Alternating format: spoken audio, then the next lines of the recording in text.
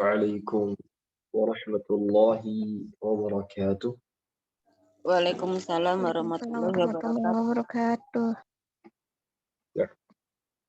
الحمد لله رب العالمين.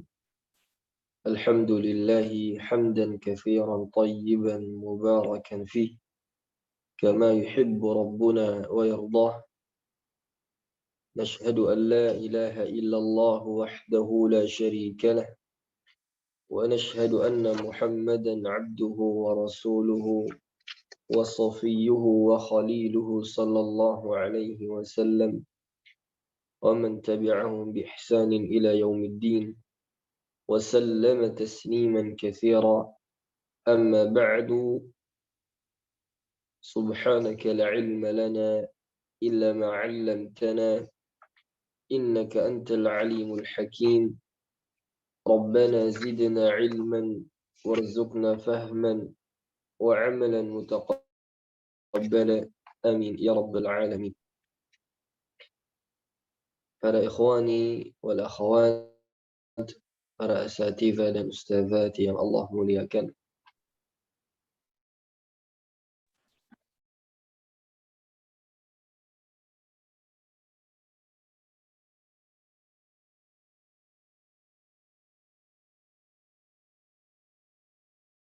Rahmat dan karunia-Nya hingga Allah Subhanahu wa taala mudahkan kita untuk duduk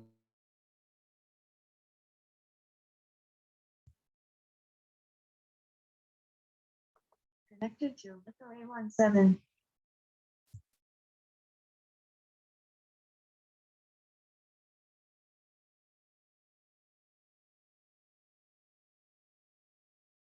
ولئن كفرتم إن عذابي لشديد.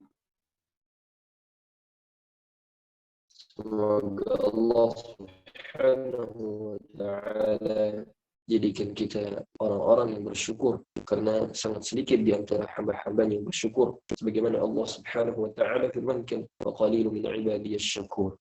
Kita akan melanjutkan insyaallah taala materi kita fi adabi hamalatil Quran lil Imam An-Nawawi rahimahullahu taala. Nah, terakhir kita setelah ini sepertinya sudah lewat materi ini tentang keikhlasan. Nah, masuk halaman yang setelahnya.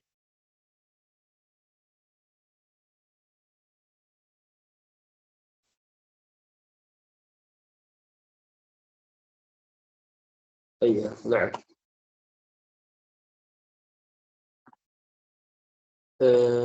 Coba lihat.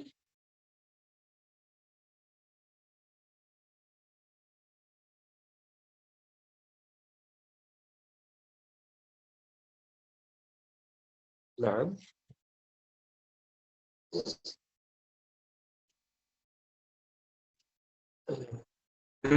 Ini sudah sepertinya. Nah, selanjutnya.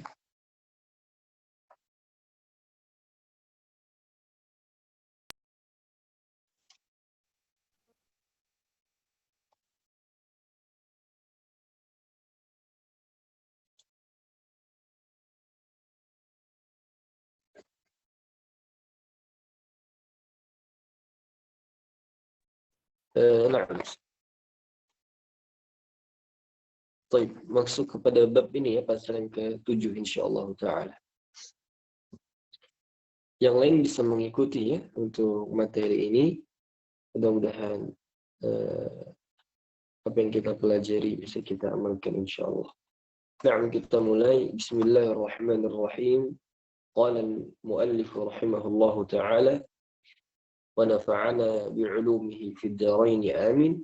Al-Imam An-Nawawi mengatakan faslun wa yanbaghi alla yata'azzama 'ala al-muta'allimin bal yalinu lahum wa yatawada'u ma'ahum فقد جاء في التواضع لأحد الناس أشياء كثيرة معروفة فكيف بهؤلاء الذين هم بمنزلة أولاده مع ما لهم عليه من الاشتغال بالقرآن مع ما لهم عليه من حفظ الصحبة وترددهم إليه وقد جاء عن النبي صلى الله عليه وسلم لينوا لمن تعلمون ولمن تتعلمون منه وعن أيوب السختياني رحمه الله تعالى ينبغي للعالم أن يضع التراب على رأسه تواضعا لله عز وجل. Nah, para ikhwah sekalian yang Allah muliakan, Al-Imam An-Nawawi rahimahullah ingin memberikan nasihat untuk kita sebagai seorang muallim. Nah, ini semua nasihat-nasihat yang beliau sampaikan termasuk pada pasal sebelumnya lebih dikhususkan untuk para muallimil Quran. Dan ini tentunya bisa menjadi faedah atau istifadah untuk kita yang sedang belajar Al-Quran. Bagaimana sih perangai seorang ahlul Quran yang sebenarnya? Nah, Al-Imam An-Nawawi mengatakan, seyogyanya seorang guru itu jangan terlalu mengangkat muridnya, ya, baik itu dengan pujian-pujian yang berlebihan. Ini nggak boleh. Ketika kita misalnya mengajar di suatu kelas, ya, lalu mungkin ada 1-2 murid yang memiliki keunggulan, yang memiliki prestasi, maka seorang muallim tidak boleh terlalu berlebihan di dalam memuji seorang murid. Lalu bagaimana sikap kita kepada mereka?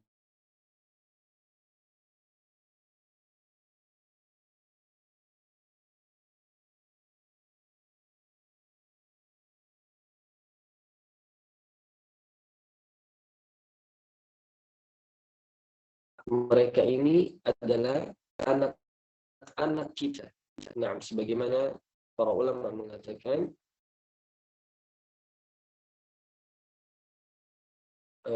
al-ilmu dzurriyyatuhu at-tullab.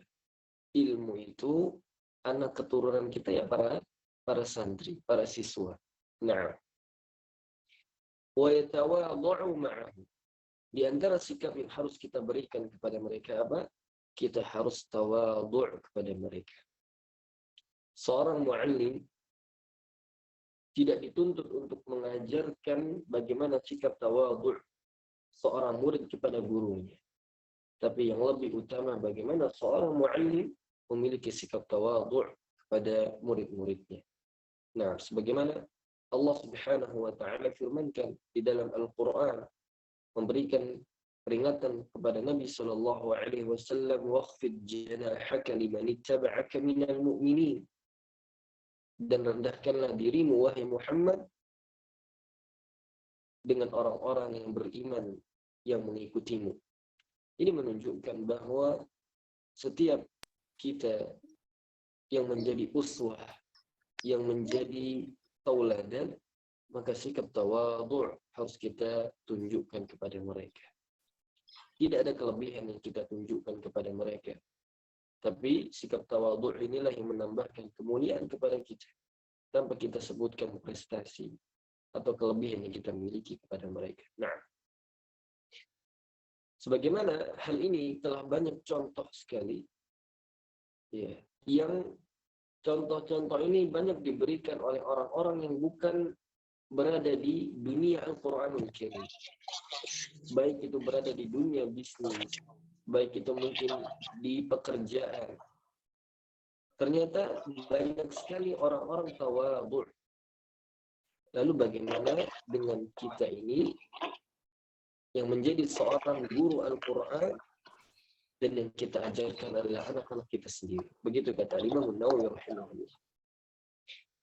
Dan di sisi lain apa? Kenapa kita perlu tawadhu' ma'a ma lahum 'alaihi min al-ishtighal bil Qur'an? Mereka ini orang-orang saleh. Karena mereka apa? sibuk hari-hari mereka, waktu-waktu mereka dengan Quran. Ini orang-orang mulia ini. Jadi nggak perlu kita bersikap takabur di hadapan orang-orang seperti mereka ini. Naam. Ma'amalahum alaihi min haqqis suhbah wa taraddudihim ilaih. Di sisi lain juga mereka ini adalah orang-orang yang paling berhak untuk kita kita muliakan. Nah, faqad jaa'a 'an Nabi sallallahu alaihi wasallam, dan sungguh telah datang dari Nabi sallallahu alaihi wasallam, linu liman tu'allimuna wa liman tata'allamuna minhum. Berlemah lembutlah kepada orang-orang yang kalian ajarkan dan orang-orang yang mengajarkan Al-Qur'anul Karim.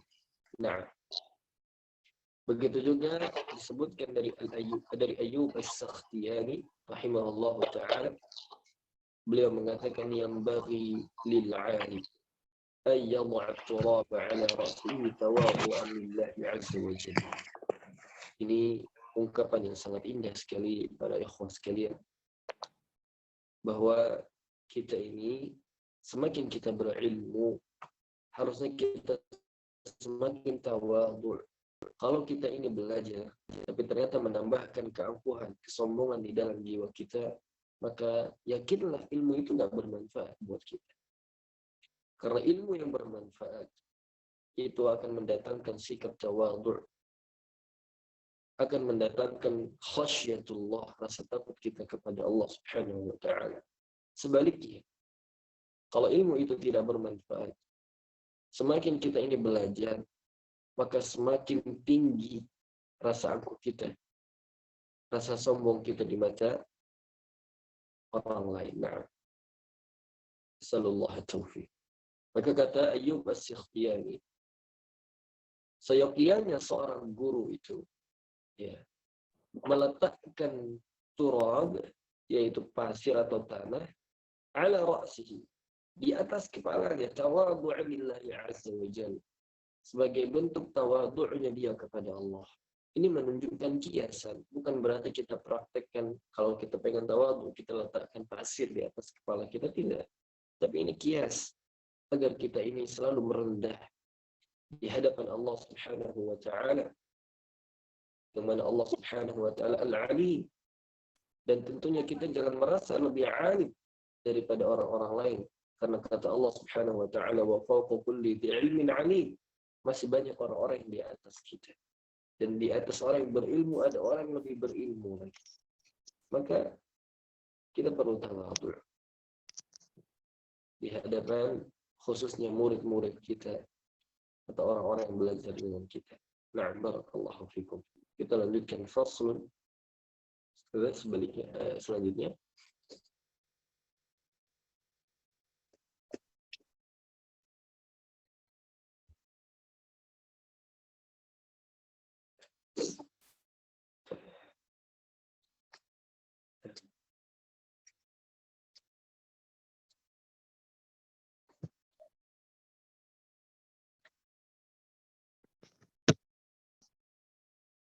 Baik, kita lanjutkan.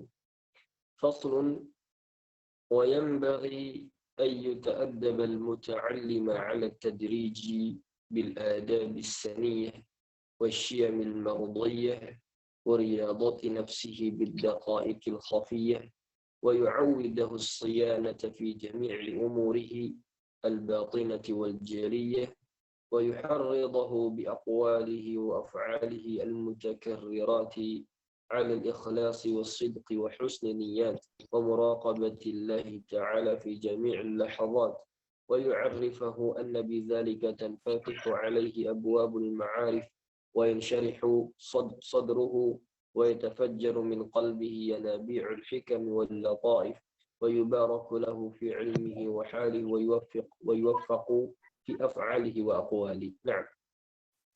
الإمام النووي رحمه الله تعالى ingin mengajarkan kita pentingnya kita ini mengajarkan Al-Quran dengan metode at-tadrij.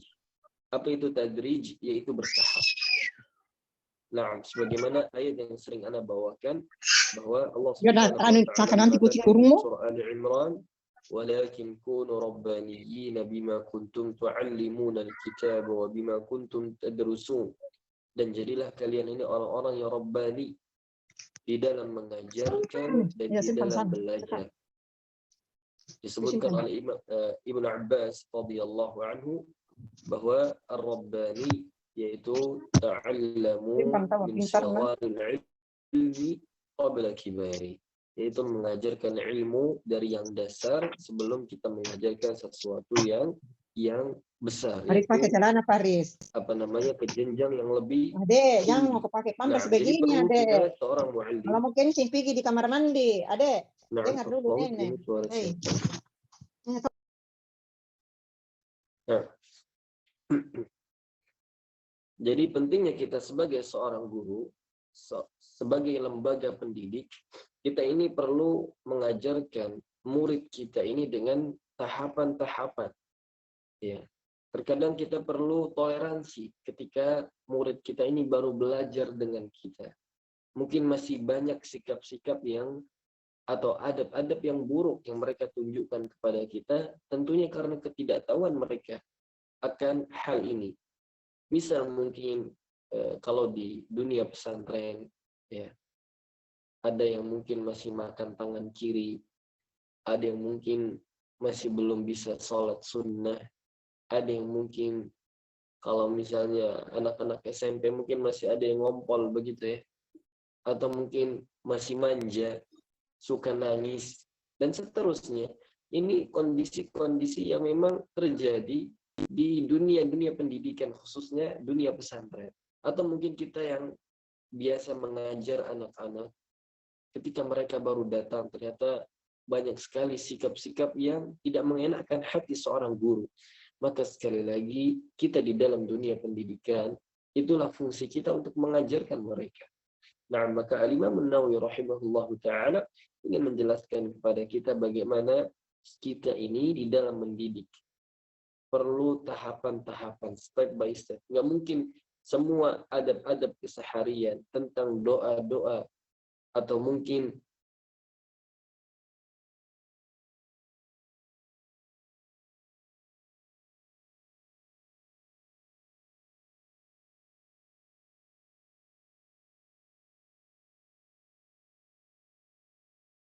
wasyamil mardiyah wa riyadati nafsihi biddaqa'iqil khafiyah.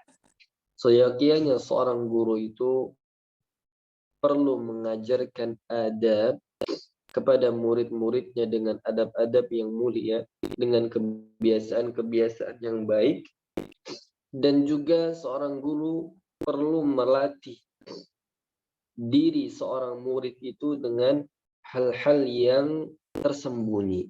Ya. Maka ini perlu diajarkan secara at-tadrij, secara bertahap.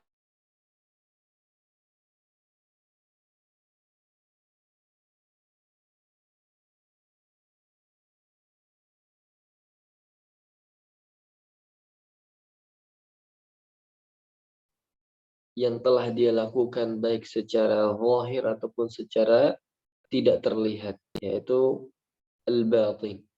Nah, jadi seorang muallim perlu mengajarkan secara bertahap, baik itu adab atau kebiasaan-kebiasaan yang mungkin amal-amal yang sir yang bisa dia sembunyikan. Karena sebaik-baik amal adalah bagaimana amal itu semakin tidak terlihat oleh manusia. Bagaimana Nabi Shallallahu Alaihi Wasallam katakan. Begitu juga setelah dia mengajarkan hal-hal tersebut, maka dia bimbing murid-muridnya untuk apa? Menjaga amal ini agar selalu istiqamah walaupun sedikit. Sebagaimana sebagaimana Rasul Shallallahu Alaihi Wasallam katakan, hadis yang ma'ruf, ahabbul a'mali ila Allah adwamuha wa in qal. Amal yang paling Allah cintai dari seorang hamba itu yang sedikit tapi istiqamah. Begitu juga kita mengajarkan akan kesempurnaan ibadah. Ya, bahwa setiap ibadah dia lakukan dengan maksimal, dengan sungguh-sungguh. Karena inilah yang Allah cintai. Begitu juga Rasulullah SAW sabdakan, Innallaha yuhibbu idza amila amala ahadukum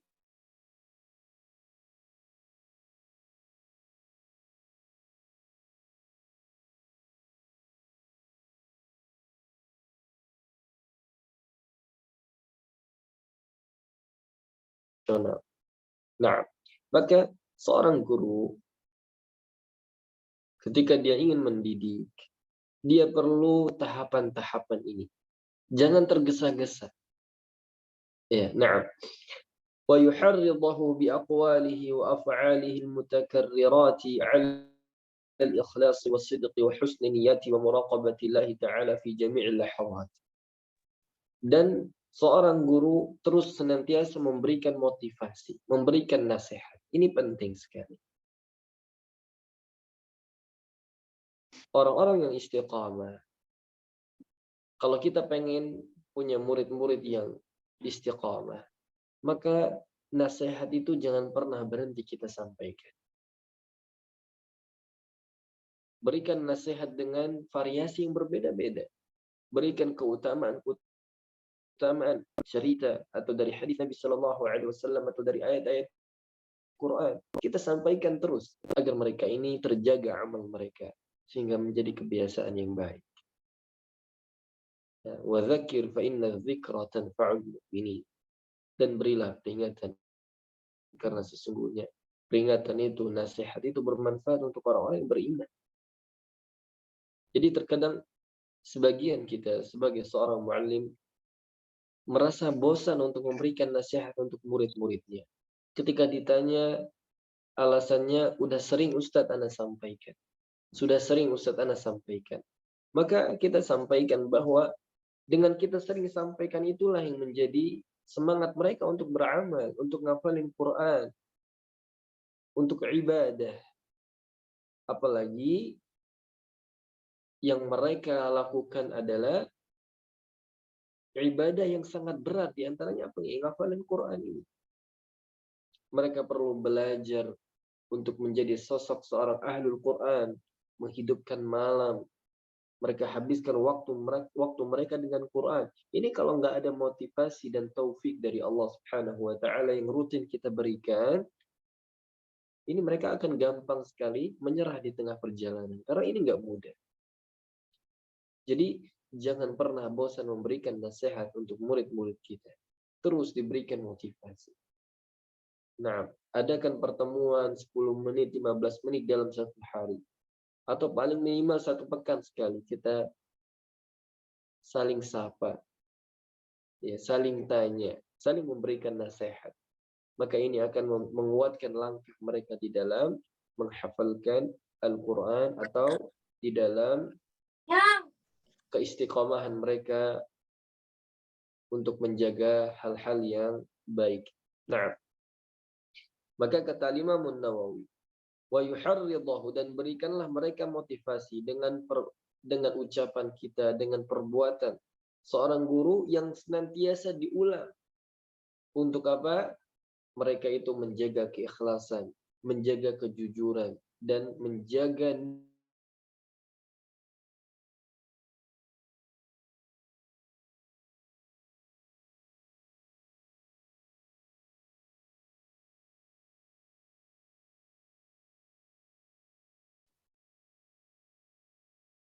tahu puncak seorang hamba itu ketika dia sudah dalam posisi yang ihsan. Nah, bagaimana?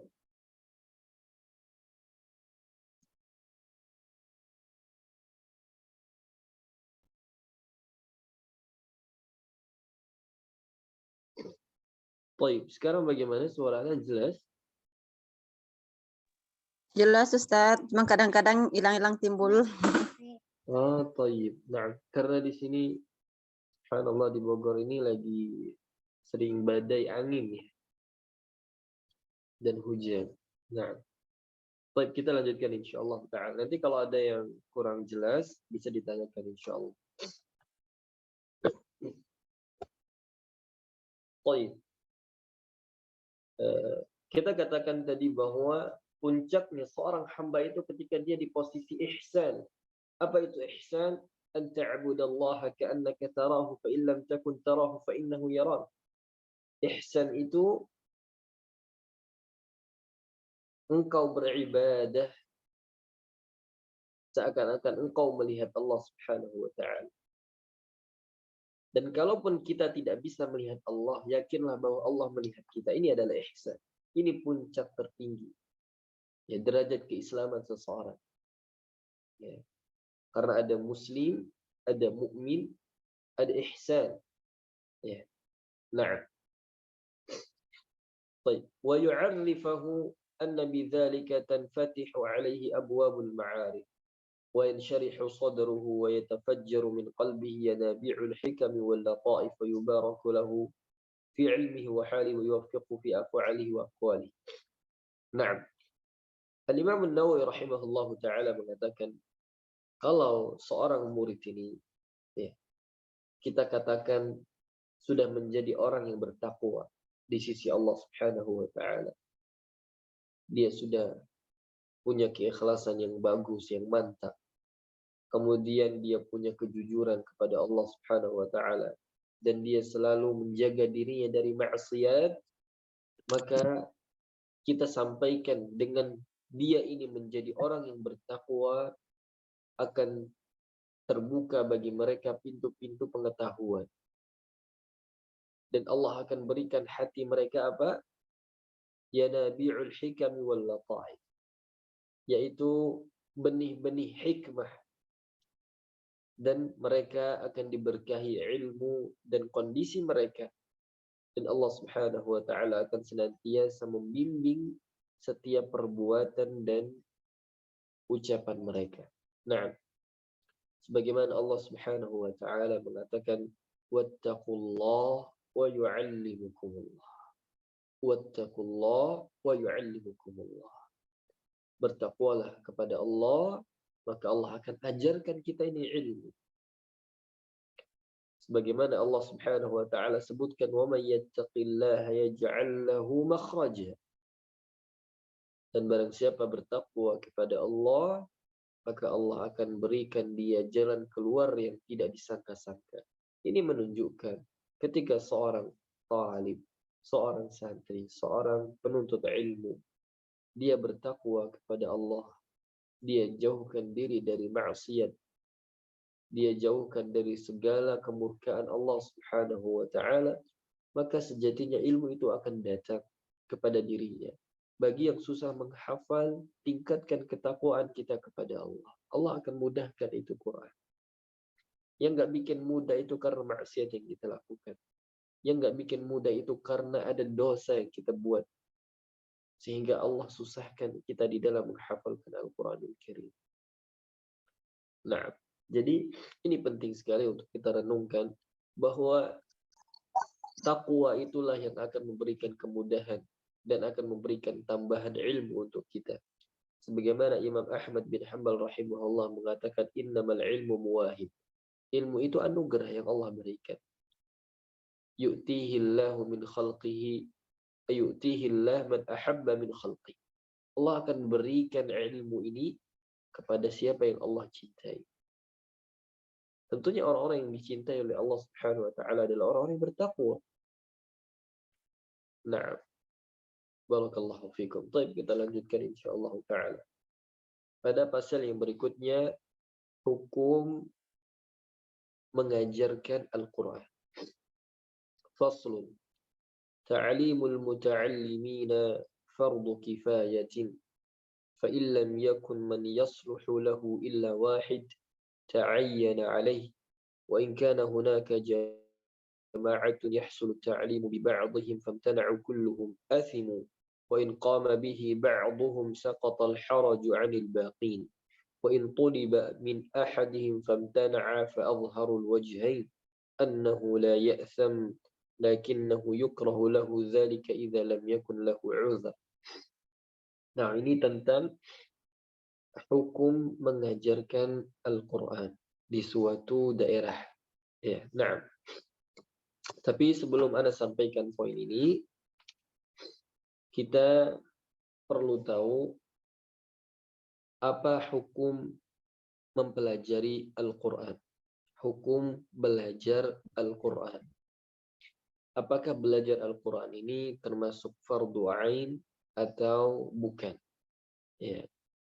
Dan jawabannya adalah bahwa para ulama mengatakan ada 4 hak yang harus ditunaikan oleh setiap muslim untuk Al-Quranul Karim.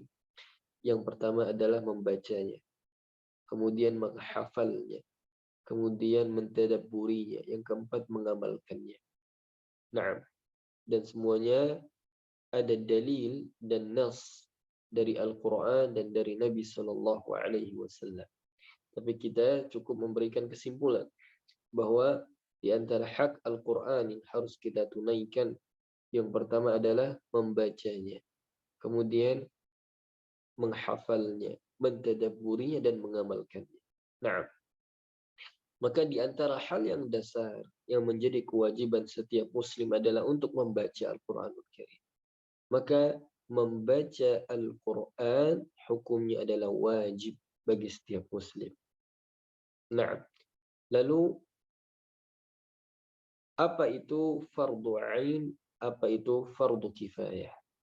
Disebutkan ya oleh Syekh Muhammad Shalih Al-Utsaimin di dalam kitabnya Kitabul Ilm.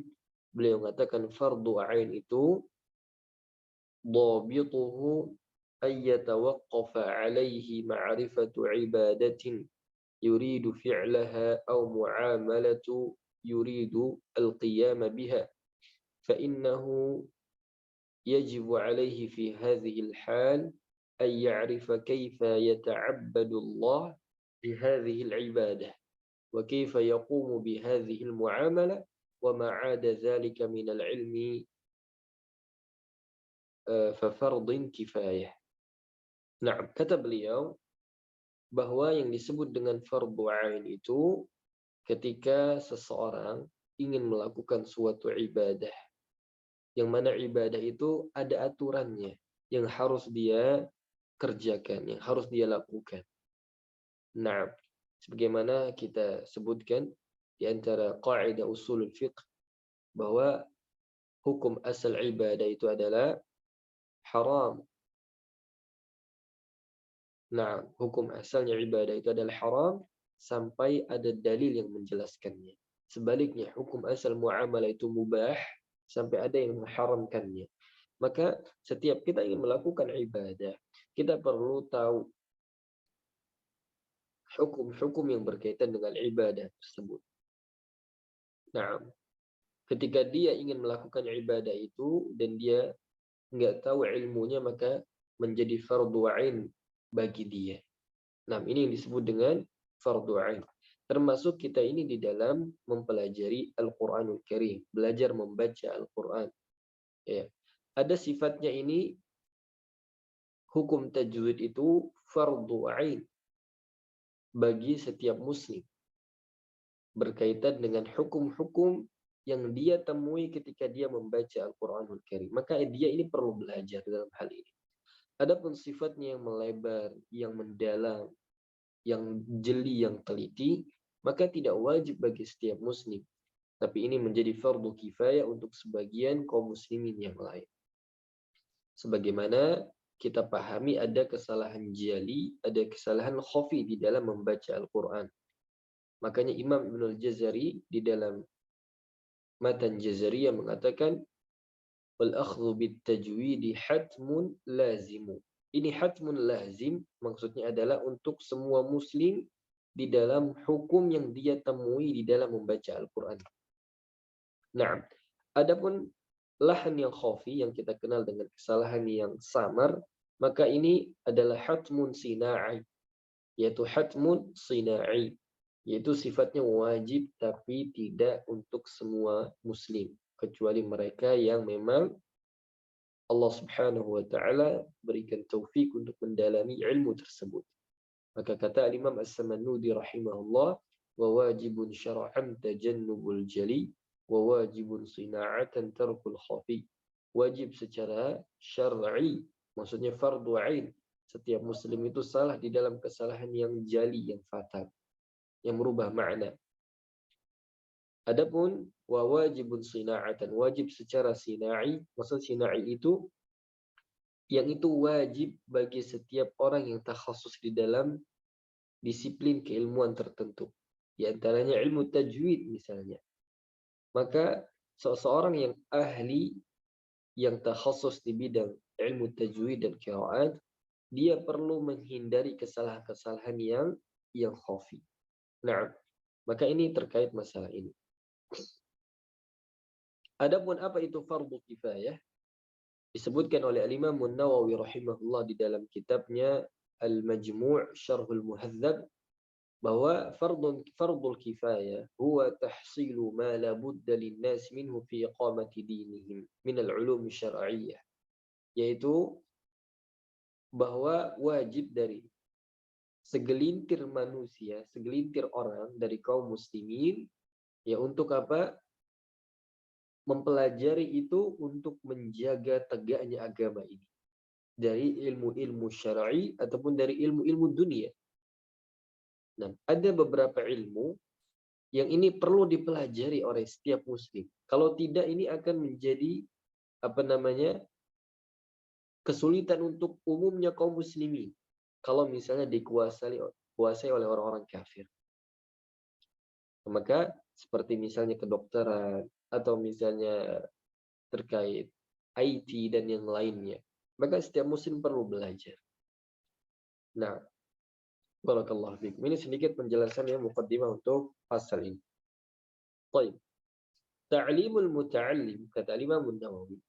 Nah, tadi kan kita sudah sampaikan bahwa hukum mempelajari Al-Quran itu wajib untuk umumnya kaum muslimin.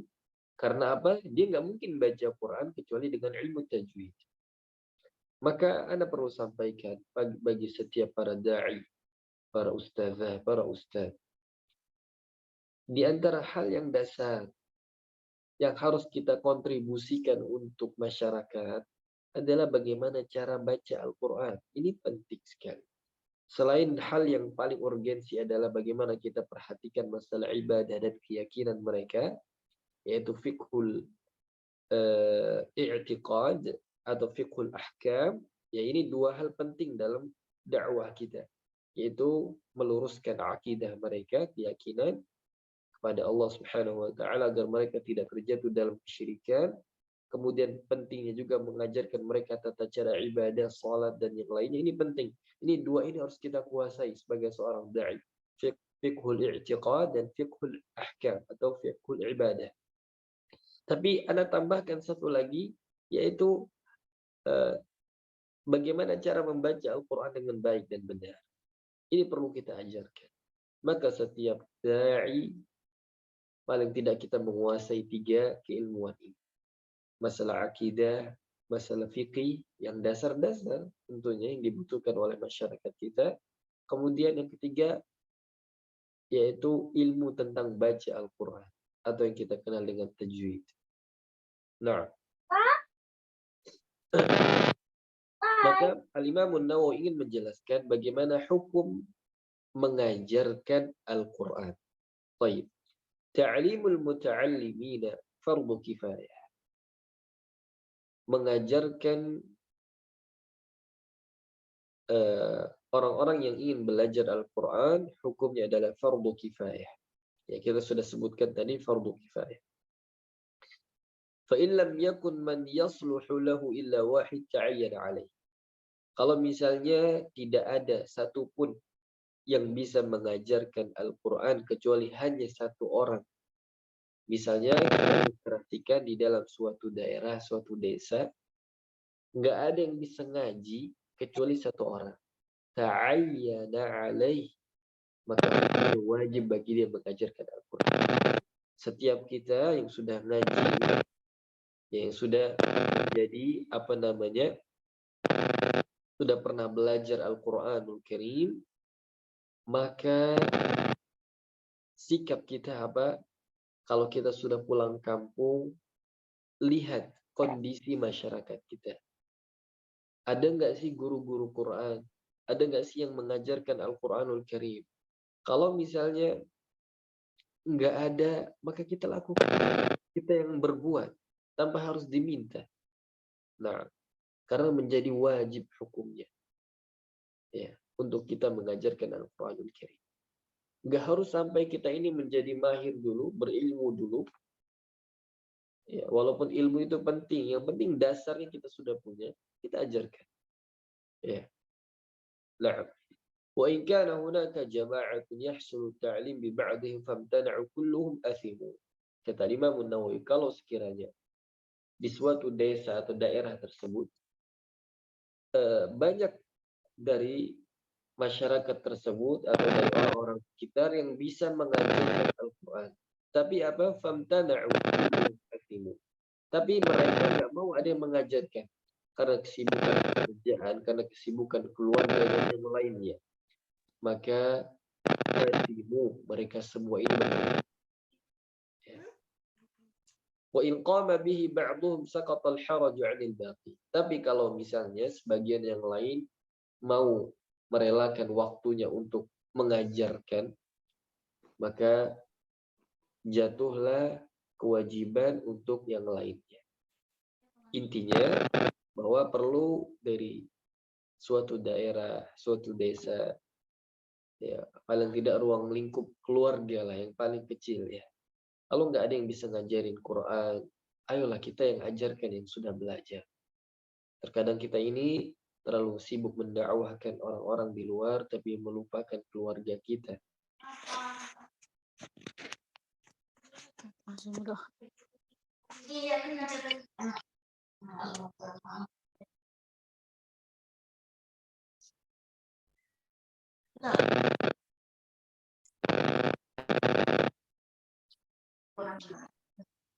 Siapa kita? Begitu ya.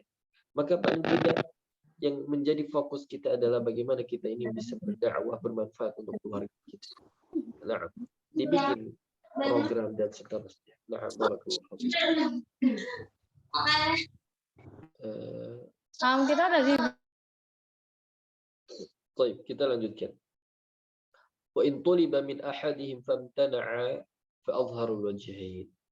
Dan kalau sekiranya di suatu desa tersebut ya, sudah ada yang mengajarkan Al-Quran, tapi ternyata ada segelintir orang kenal dengan kita, ingin belajar dengan kita. Ya. Ada segelintir orang kenal dengan kita walaupun sudah banyak guru Quran ya. Ini sudah terjadi di era kita sekarang ini. Betapa banyak sudah Masya Allah, Alhamdulillah, bifadlillah, banyak sekali rumah-rumah Quran, rumah-rumah belajar Quran, atau TPA atau TPQ yang terkenal di tempat-tempat kita ini. Tapi ternyata ada sebagian orang kenal dengan kita, ingin belajar dengan kita. Tapi kalau kita menolak untuk kita mengajarkan mereka, Al-Imam Nawawi mengatakan fa'adharul wajhain. Maka ada dua kemungkinan. Annahu la ya'tham. Dia enggak berdosa kalau dia menolak untuk mengajar, lakinnahu yukrahu lahu dzalika idza lam yakun lahu 'udhr. Tapi itu sesuatu yang dibenci kalau dia enggak ada uzur syar'i untuk menolak orang yang belajar Al-Quran. Ya, maka silakan lihat potret kondisinya masing-masing. Bagaimana sikap dia di tengah-tengah keluarganya, di tengah-tengah masyarakat. Apakah perlu dia mengajarkan kalau ternyata nggak ada orang? Ya karena kita ini dakwah ya, agar apa? Agar orang itu kenal dengan agama. Agar orang itu kenal dengan Allah Subhanahu wa taala, kenal dengan Al-Qur'an. Mereka bisa tahu bagaimana lezatnya Al-Qur'an ini dibacakan daripada musik yang mereka lantunkan setiap waktu, setiap hari. Maka ini tugas besar yang kita harus lakukan. Ya, untuk mengajarkan orang-orang sekitar kita membaca Al-Qur'an. Dan jangan lupa tinggalkan dua poin ini. Yaitu ajarkan mereka akidah, ajarkan mereka fikih. Ini penting. Jangan kita ini tahu baca Quran, setinggi-tingginya level kita, tapi masalah akidah kita lemah. Ini nggak menyelamatkan kita dari api neraka. Nah, begitu juga kita ini tahu baca Quran, tapi masalah sholat kita nggak tahu mana rukun, mana syarat wajib, syarat sah, dan seterusnya. Kita nggak tahu tata cara wudhu. Dan ini terjadi di beberapa imam masjid, khususnya untuk ikhwan. Baca Quran fasih, Masya Allah. Hafalannya mutqin. Tapi nggak tahu, ternyata pas dia lupa sujud sahwi, dia nggak tahu. Nah, tata cara dan seterusnya. Ini aib bagi kita. Ya, jangan fokuskan diri kita hanya dalam hal teori tajwid aja. Ini jangan sampai. Pelajari akidah, ini penting. Untuk berdakwah. Ini 2 modal, Anda tambahkan 1. Ya, yaitu mengajarkan Al-Quran. Semoga bermanfaat insyaAllah ta'ala. Baik, kita lanjutkan sedikit ya. 1 pasal lagi insyaAllah ta'ala. فصل يستحب للمعلم أن يكون حريصا على تعليمهم مؤثرا لذلك على مصالح نفسه الدنيوية التي ليست بضرورية وأن يفرغ قلبه في حال جلوسه لإقرائهم من الأسباب الشاغلة كلها وهي كثيرة معروفة. نعم.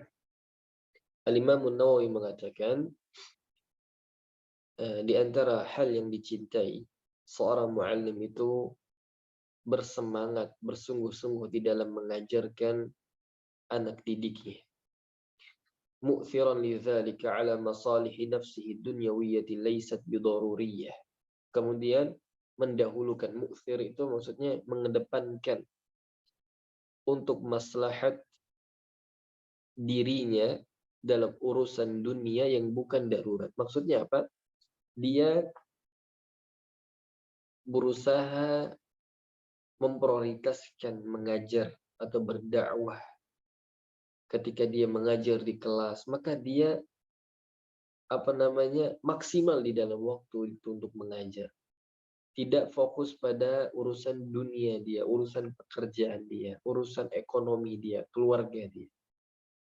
Jadi kalau bisa demikian begitu. Jadi ketika kita hadir di kelas, hadir di halaqah, maka yang hadir itu bukan jasad kita aja, tapi hati kita juga hadir untuk mereka. Telinga kita juga hadir untuk mereka. Mata kita hadir untuk mereka. Nah, maksudnya sehingga wujud kita itu memberikan dampak positif untuk murid-murid kita. Ini penting sekali. Nah, wa ayyufarrigha qalbahu fi hali julusi liqra'i min al-asbab asy-syaghilati kulliha wa hiya kathiratun ma'rufah. Nah, kata Imam Nawawi, hendaknya seorang muallim itu mengkosongkan hatinya ketika dia duduk untuk mengajarkan murid-muridnya Al-Quranul Karim dari sebab-sebab yang menyibukkan. Dan ini banyak sekali bentuknya. Dan bentuk yang banyak ini terkumpul dalam handphone kita. Maka Anda sangat menasihati sekali, kita ini di dalam belajar online, mengajarkan online, kalau bisa semampu kita, jangan alihkan pandangan kita dari notifikasi-notifikasi yang mungkin mengganggu fokus kita di dalam belajar, di dalam mengajarkan Al-Quran. Ini penting sekali. Nah, bagi lembaga-lembaga tahfidz atau lembaga atau ma'had tertentu bisa dibuat peraturan khusus ini. Ini penting sekali. Agar masuk halaqah, masuk kelas nggak boleh pegang handphone. Agar apa? Guru itu tarkiz dengan muridnya. Fokus untuk muridnya saja. Agar hati ini tidak terganggu untuk kesibukan dunianya. Ini penting sekali. Wa ayyakuna harisan ala tafhimihim. Nah, ini penting juga. Seorang guru perlu bersungguh-sungguh untuk memberikan pemahaman untuk muridnya. Jadi, selain dia ini datang, tapi dia juga perlu mencurahkan ilmu yang dia miliki untuk muridnya. Dikasih pemahaman. Nah, wa ayyu'ti kulla insanin minhum ma yaliqu bi, dan memberikan setiap murid itu porsi yang tepat, ya. Fala yukthiru ala man la yahtamilu al-iktsar. Jangan memberikan materi yang banyak kalau ternyata murid kita ini enggak sanggup. Wala yuqassiru liman yahtamilu ziyadah. Jangan kurangin materi ini kalau ternyata murid kita ini masih sanggup. Maka kita harus bijaksana dalam hal ini. Ya, harus bijaksana. Nah, jadi kita lihat, oh murid kita ini kayaknya bisa nih untuk ditambah materi. Oh, kita lihat ternyata ada sebagian yang nggak paham, jangan buru-buru untuk lanjut materi. Kita ini bukan ngejar cepat selesai di dalam belajar agama, tidak. Tapi kita pengen 1-2 poin yang kita sampaikan mungkin berulang kali agar mereka paham sehingga mereka bisa amalkan, itu lebih bermanfaat untuk diri mereka. Daripada misalnya selesai satu kitab ternyata nggak ada yang mereka pahami. Ya walaupun boleh-boleh saja ya untuk mutalaah kitab para ulama dengan waktu yang singkat karena masih banyak buku yang ingin dipelajari, tapi sesekali kita perlu memberikan penekanan pemahaman untuk mereka. Nah, jadi sesuaikan porsi murid kita ini siapa. Kalau ternyata mereka ini menengah ke bawah memahaminya, maka pelan-pelan. Kalau ternyata mereka ini sudah menengah ke atas ya pemahamannya, maka kita sisipkan faedah-faedah penting atau tambahan-tambahan. Nah, ini perlu kita pahami di dalam mengajarkan. Wa ya'khudhu bi'iyadati mahfuzatihim, dan memerintahkan mereka atau mengajak mereka untuk murajaah apa yang telah dipelajari yang sudah dihafalkan. Wa yuthni 'ala man dhaharat najabatuhu ma lam yakhsha 'alaihi fitnatan bi'ijabin aw ghairihi.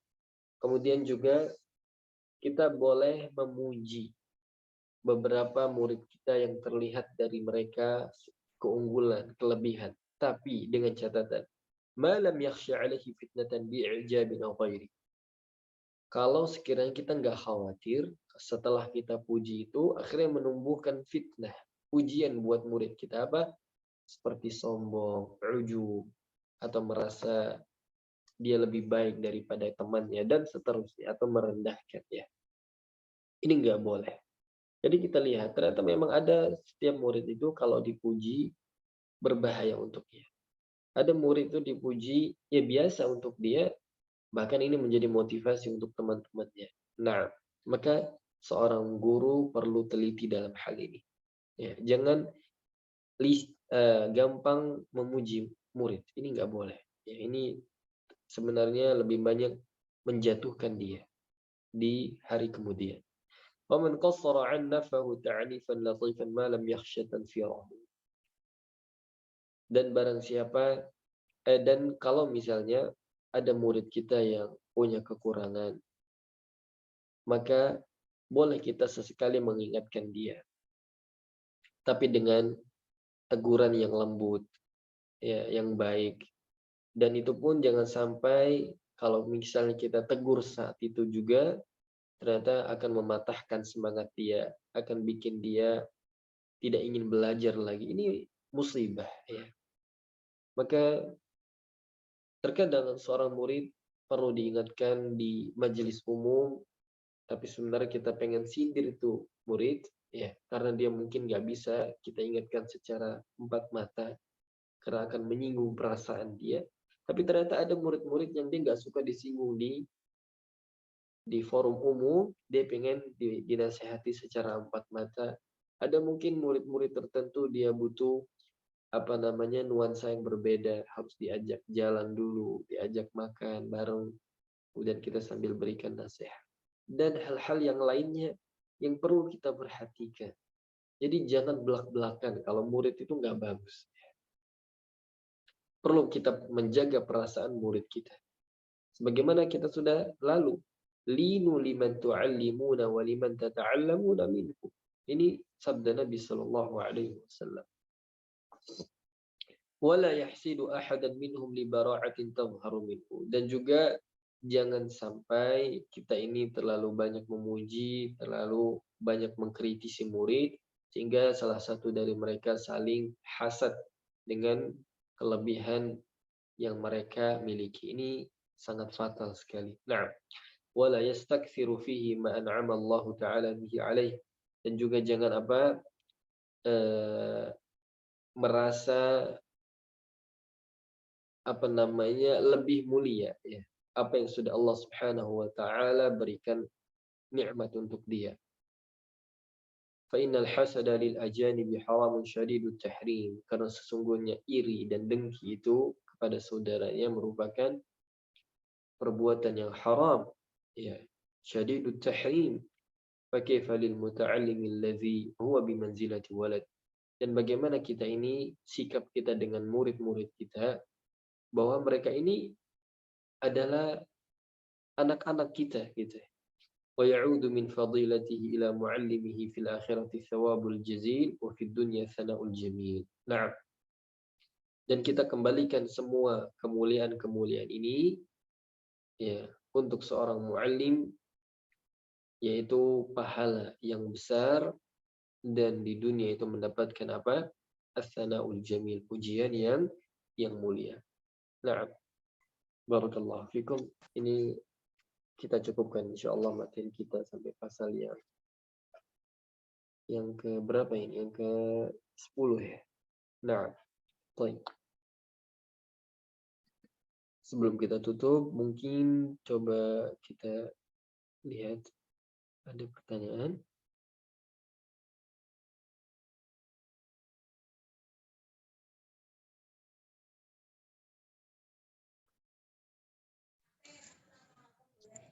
Apakah ada yang mau bertanya?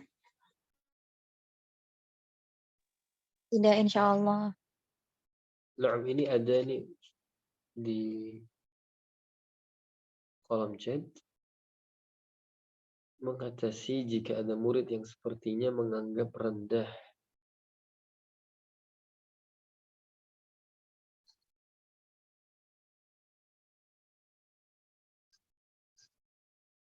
nah, maka ini sekali lagi penting seorang guru memberikan motivasi ya kepada muridnya. Memang sekali lagi ada beberapa murid kita punya latar belakang keluarga yang memang mungkin backgroundnya ini suka pesimis ya, minder, nah, dan seterusnya. Maka tumbuhkan jiwa mereka agar mereka bisa menjawab. Paling tidak kalau misalnya ternyata kalau kita biasa mungkin pakai metode bagi yang bisa menjawab untuk angkat tangan dan seterusnya, maka sesekali kita langsung tunjuk dia. Kemudian kita bantu untuk dia menjawab. Kemudian kita puji dia untuk memberikan semangat, memberikan ruh yang baru untuk dia. Nah, terkadang memang ada sebagian anak didik kita itu merasa sangat takut gitu untuk menjawab pertanyaan. Ya, padahal kita ingin dari mereka itu ketika mereka menjawab, ini apresiasi khusus buat mereka secara pribadi dan untuk kita sebagai seorang guru. Maka gunakan metode-metode tertentu agar kita ini bisa komunikasi dengan semua murid kita ketika di kelas. Terkadang memang ada beberapa murid yang acuh tak acuh dengan pelajaran, dengan gurunya. Kadang yang angkat tangan cuma yang depan, itu pun cuma 1-2 dan itu dia terus begitu ya. Nah, maka seorang guru perlu proaktif dalam hal ini, sapa itu yang di belakang, ditanya, disebut namanya, disuruh menjawab dan seterusnya. Jadi jangan hanya fokus pada satu baris yang di depan ini, begitu maksudnya. Jadi cobalah menyapa yang di belakang, komunikasi dengan yang ada di belakang, dipanggil, dipuji, didoakan. Nah, sehingga ini akan memberikan suasana kelas yang semangat, yang menarik. Ya, terkadang guru sangat rentan sekali nggak peduli dalam hal ini. Ya, dia hanya peduli dengan murid yang semangat. Nah, maka ini bukan guru yang teladan tentunya. Nah, guru yang teladan itu bisa bersahabat dengan murid-muridnya. Bagaimana tadi kita sebutkan, Al-Imam mengatakan ma'amalahum alaihi min haqqis suhbah. Ya. Mereka ini adalah di antara orang-orang yang perlu kita pergauli dengan baik. Ya. Nah, barakallahu fikum. Anda rasa cukup jawaban itu ya, wallahu a'lam.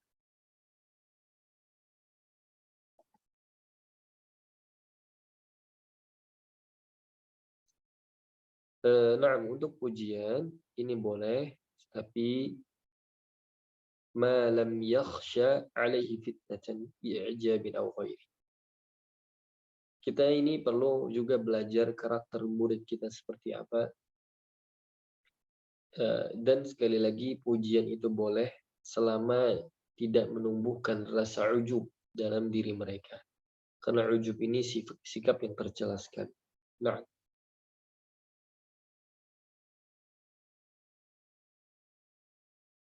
jadi kondisikan ujian kita ini pada posisi yang tepat. Ya.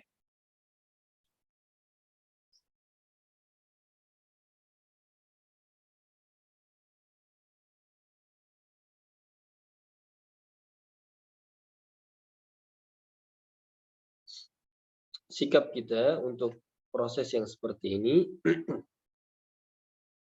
nah, sikap seorang pengajar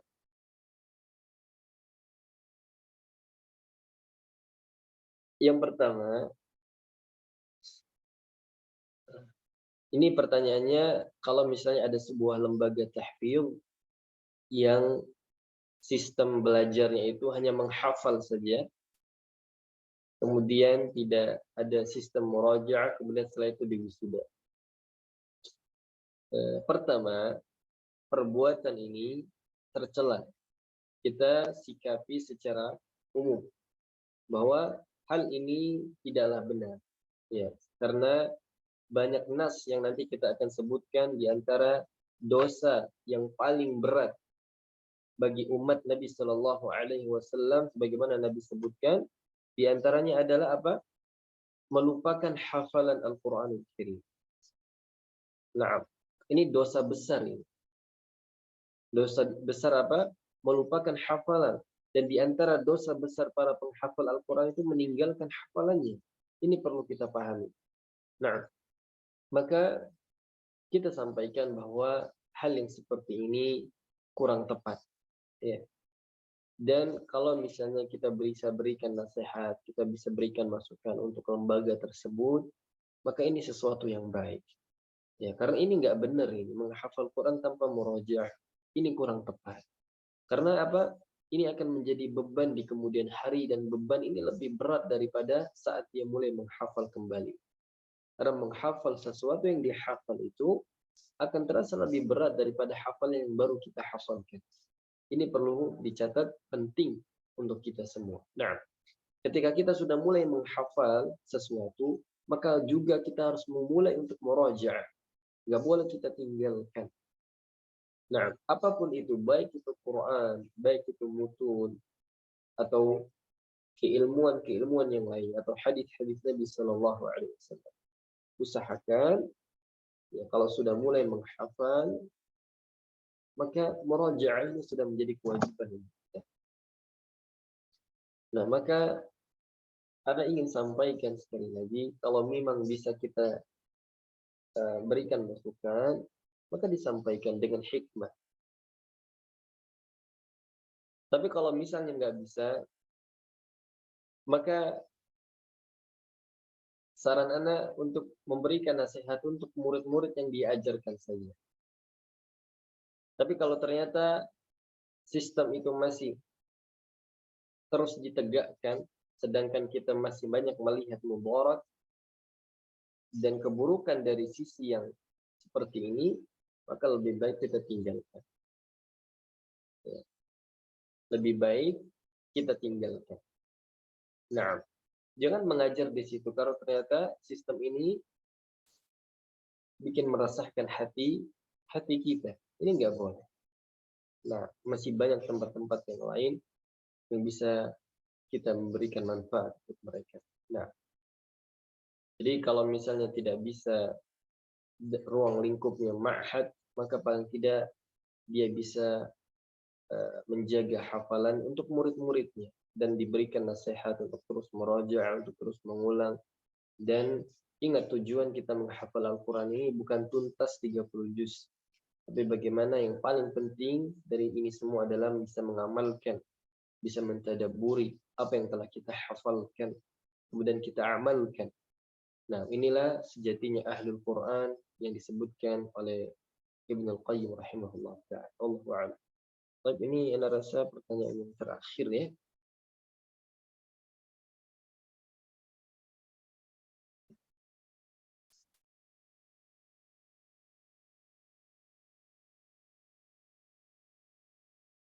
Naam, ada yang ingin belajar, kemudian orang tersebut ternyata pernah belajar. Nah, silakan kalau misalnya ternyata dia pernah belajar, kemudian ingin belajar lagi dengan kita, ya silakan kalau ingin menolak, kalau ternyata keilmuannya sama dengan beliau, sama dengan si fulan ini. Tapi kalau ternyata ada ilmu yang mungkin bisa kita ajarkan, ya silakan untuk diajarkan. Nah, sebatas ilmu yang dia ketahui. Atau boleh saja bentuknya adalah muzakarah. Ini yang lebih penting sebagai penuntut ilmu, yaitu saling belajar bersama. Ya. Terkadang kita ini punya punya guru yang berbeda, maka terkadang ilmu itu berbeda juga. Dan ini yang sering Anda lakukan kepada beberapa teman Anda yang di Mesir, atau mungkin di Madinah, atau mungkin di beberapa ma'had lain. Anda senang sekali muzakarah ilmu. Mungkin ilmunya sama yang kita pelajari, misalnya matan Syatibi. Mungkin kita sama-sama belajar qiraat, sama-sama belajar akidah ini dan seterusnya. Tapi maksud Anda, ketika kita duduk bersama untuk muzakarah ilmu, maka ini akan memperkuat kita. Jadikan teman muzakarah kalau ternyata ilmu kita ini sama, agar bisa saling mengisi ilmu dari ilmu yang lainnya. Nah, silakan kalau ingin menolak karena mungkin dia teman kita atau mungkin kita kenal sama beliau, ya, apalagi mungkin dia pernah belajar bareng dan seterusnya. Nah, maka silahkan dia tolak kalau misalnya itu pantas untuk dia tolak. Tapi kalau sekiranya dia masih tetap ingin belajar, mungkin ada ilmu yang baru yang kita miliki yang dia lihat, maka ini wajib kita ajarkan kepada dia. Tapi yang lebih benar lagi, ya kita adakan muzakarah. Ya, saling belajar satu sama lain, saling merajaah ilmu, saling merajaah hafalan, ini lebih baik ya. Nah, sebagai seorang penuntut ilmu, wallahu a'lam.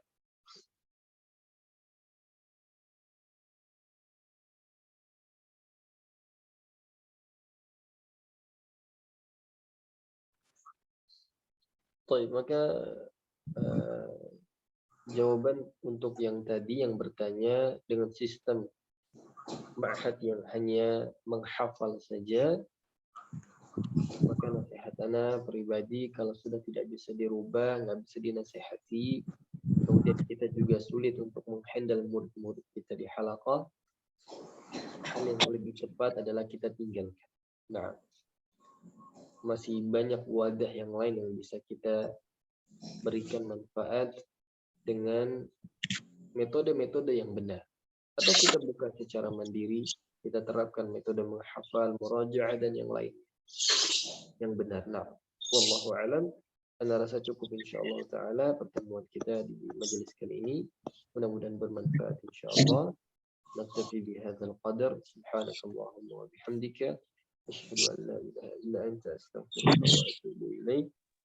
Wa akhiru da'wana alhamdulillahi rabbil alamin. Kalam. Assalamualaikum warahmatullahi wabarakatuh. Waalaikumsalam warahmatullahi wabarakatuh. Jazakallah khair Ustaz.